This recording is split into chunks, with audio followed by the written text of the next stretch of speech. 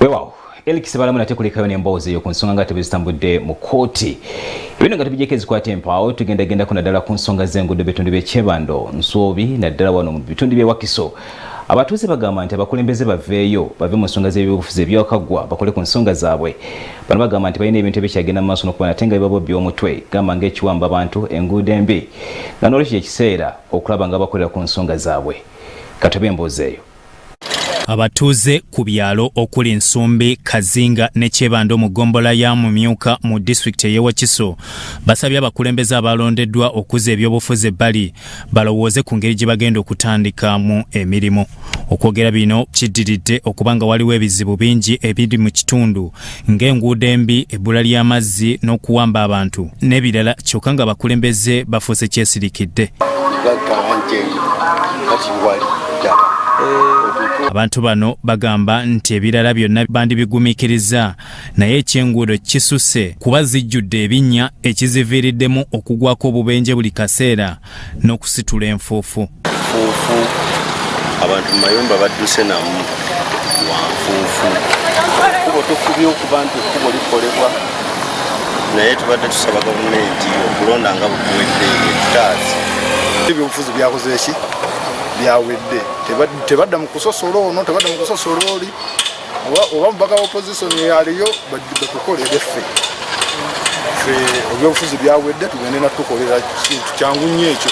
Twewuunya nnyo essaawa zino ng'oyinza n'okuba otuuse mu kkubo nga n'emmotoka wantu teyitawo. Kati tusaba n'ekyokusaba yenna gavumenti ereme kudda mu kukwata abantu etandike tukolera kuba kakati bwe tuba twagitaddemu obwesige ne tugamba nti yawangudde ate ne tubanga essaawa zino tesobola natukolera nga kiyandibadde tusasula ate kutukwatira abantu baffe. Nze gamba ekyo si kya bwenkanya. Embeera eno bagamba esanyalaza nnyo ebyentambula n'emirimu emirala naddala egikolebwa okulinaana enguudo.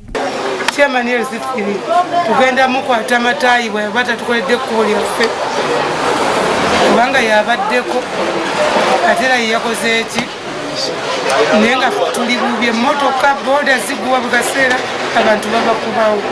Abakulembeze betuna si bakola amakubo wabula babeera ddoboozi batwala eddoboozi lyaffe naye eddoboozi lyaffe balitwala tebaliwuliriza. Ffe tulinga abatali banna Uganda kubanga bw'otulira amakubo gaffe gano ge tuyitamu galinga amakubo gatambulira menti.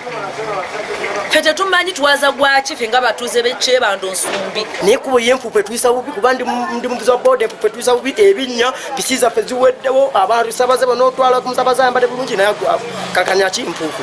Tusaba ekyekubo si kikulu kuba kyo twakigumira naye kansala waffe yakola ki. Muwawu Robert ategeezezza nti gavumenti esaanye okubalowoozaako ennyo kuba mu bungi bwabwe bagiwa omusolo. Mu ggombolola y'e Wakiso omuka gw'e Kyebando ffe tusinga okuvamu omusolo mungi kuba population y'abantu era ffe tusingamu abantu abangi.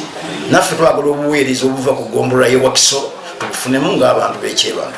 Amyuka ssentebe w'eggombolola eno Nandegu Betty ategeezezza nti waliwo we batuuse singa COVID-19 teyabataataaganya. Gudo batugamba buli financial year bajja tukolerangayo 1 kilomita nga bayiwaka kolansi naye naguno ogwako oluguudo balukoma olukola 219 kati ono 221 ne batugamba nti COVID yaleese obuzibu. Zonna enguudo zonna batugamba nti COVID. Abantu ku kyalo kino be bamu abali mu bweraliikirivu olwa kansala waabwe Kasato Cyrus eyawambiddwa abantu abatanategeerekeka nga bava mu lukiiko lw'abakulembeze. Taata waffe bamukute mama mutaliiwo funa tetulina kyetwalidde tetwasuze mu nnyumba ffekka. Byakayanja Amon, Salt TV, Omunyo.